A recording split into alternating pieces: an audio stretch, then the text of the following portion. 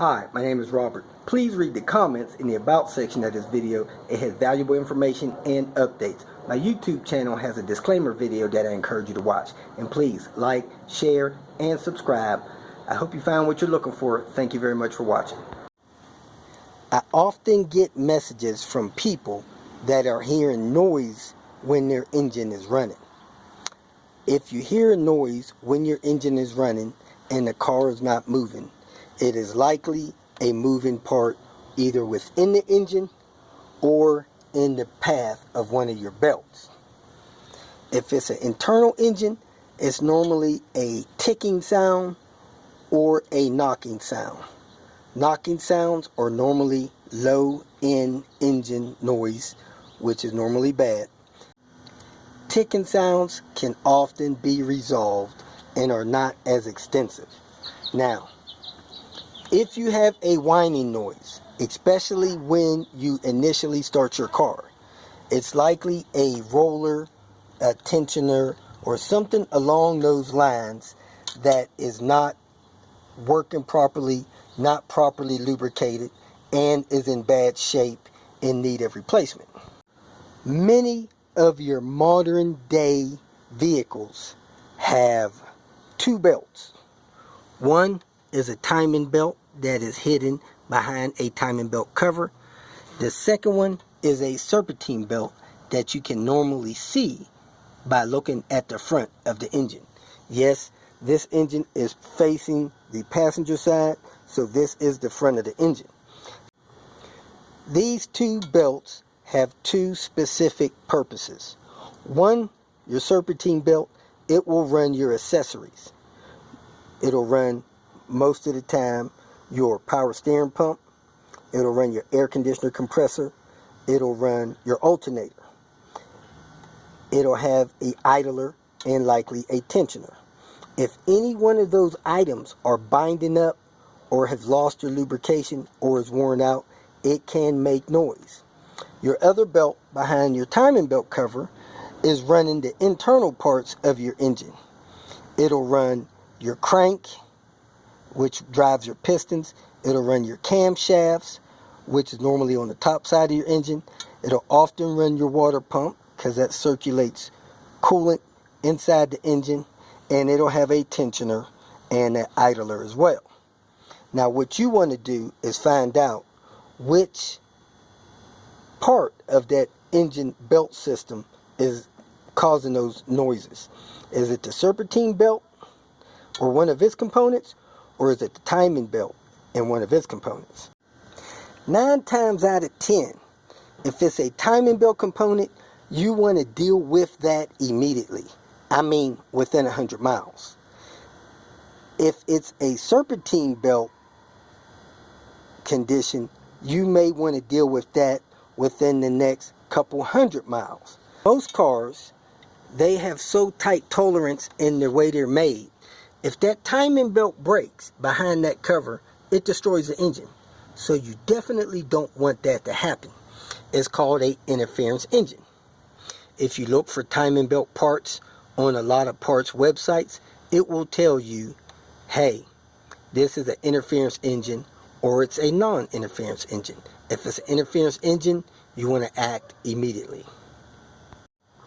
The other belt-driven components, the serpentine belt, sometimes if you have a situation as tight as this one, if that belt breaks, it will wrap up in the crank and lock that engine up and may destroy the engine as well. The likelihood is a lot less likely. However, it is possible, so you don't want to ignore that. Now, what you want to do is find out if the noise is coming from the serpentine belt system or the timing belt system, if it's a belt-driven noise. And this is how you do that. You figure out how to take the serpentine belt off of the car or take it loose. On these Volvos, they have this tensioner here. You can take the tension off the belt, pin the tensioner, and that will make the belt extremely loose. Then you can start the car. The timing belt parts will move, but the serpentine belt parts will stay still because the belt is loose or removed. If the noise goes away, that means you have a problem in your serpentine belt path. If the noise is still there, that means you have a problem with your timing belt components or inside the engine. You can drive probably 30 minutes with your serpentine belt removed, not charging the car with the alternator, maybe a little harder to steer.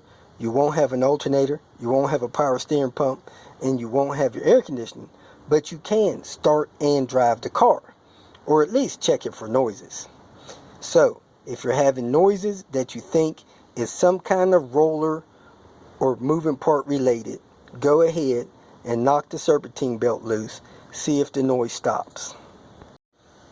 If the noise keeps going with your serpentine belt off, again, there's a good chance that you have a problem with a timing belt part. Either a water pump making noise, an idler making noise, or a tensioner making noise. If one of those parts fail and you have a interference engine, it can destroy the engine. A word of caution: if you do not know when your timing belt was replaced, if you have a vehicle with a timing belt, you can check your owner's manual. You need to get that replaced as soon as possible and use the highest quality parts you can find. Either parts from a dealer or from a source that sells dealer quality parts, but you do not want to cheap shop that out. I am hearing reports of people replacing the timing belt and within a few months something failing, destroying the engine. That's just not something you want to do. Occasionally somebody will have some other noise in the engine that sounds like a vacuum leak, power steering, or something like that. If your power steering pump is making noise, it gets louder when you turn the car, no matter how slight. Keep that fluid level topped off. You might be okay to milk that for a while. But if you have some other kind of vacuum leak or air leak, you're going to probably have to get the car smoked and tested so that you can figure out what it is that's leaking and get that repaired. Especially if you have a rich code, which is your P171, a lean code, which I think is a P172, or you have some other kind of emissions code like a P0440 or something like that. Get those emissions leaks fixed and you'll be good to go. If you feel that this information was useful, please like it and share it with your social media friends. You can subscribe to my channel so that you will get notifications of future videos that I post. You can follow me on Twitter, and if you need to contact me directly, please visit my website. And if you have any questions, leave them below and someone or myself will reply to them. Again, thank you very much for watching.